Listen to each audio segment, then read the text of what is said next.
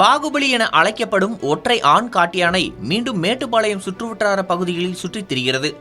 கோவை மாவட்டம் மேட்டுப்பாளையம் அடுத்துள்ள மலைக்காடுகளில் இருந்து உணவு மற்றும் தண்ணீர் தேடி அடிக்கடி வெளியே வரும் இந்த யானை கடந்த 3 ஆண்டுகளுக்கும் மேலாக மக்கள் நடமாட்டம் அதிகமுள்ள பகுதிகளில் சுற்றித் திரிவது வழக்கமாக இருந்து வருகிறது.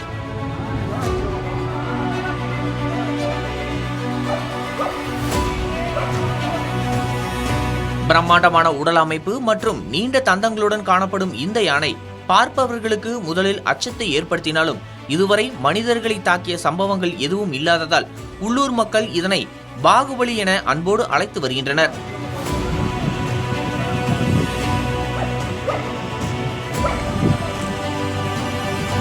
பொதுவாக இரவு நேரங்களில் விவசாய தோட்டங்களுக்குள் நுழைந்து உணவு தேடும் இந்த யானையை சேதங்களை தவிர்க்க விவசாயிகளும் வனத்துறையினரும் விரட்டுவது வழக்கமாக உள்ளது.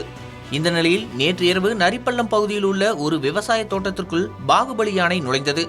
தகவல் அறிந்த அப்பகுதி விவசாயிகள் மற்றும் பொதுமக்கள் அங்கு திரண்டு யானையை விரட்டினர்.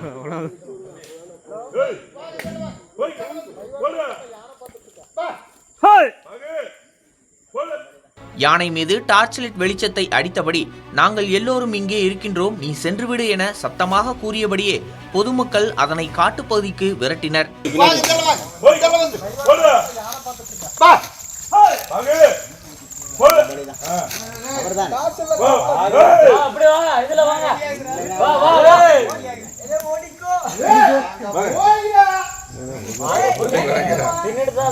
இதனையடுத்து பாகுபலி யானையும் எந்தவித ஆக்ரோஷமும் காட்டாமல் அமைதியாக அங்கிருந்து விலகி வனப்பகுதிக்குள் சென்றது.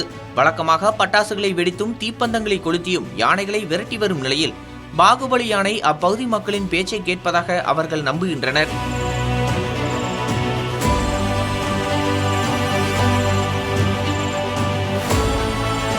மனிதர்கள் மற்றும் விலங்குகளுக்கு இடையேயான மோதல்கள் அதிகரித்து வரும் சூழலில் பொதுமக்கள் பொறுமையாகவும் பாதுகாப்பாகவும் நடந்து கொண்டு யானையை காட்டுக்குள் அனுப்பிய சம்பவம் கவனம் பெற்றுள்ளது. அதே நேரத்தில் காட்டு யானைகள் குடியிருப்பு பகுதிக்குள் வருவதை தடுக்க வனத்துறை நீடித்த தீர்வுகளை ஏற்படுத்த வேண்டும் என்ற கோரிக்கையும் அப்பகுதி மக்களிடையே எழுந்துள்ளது.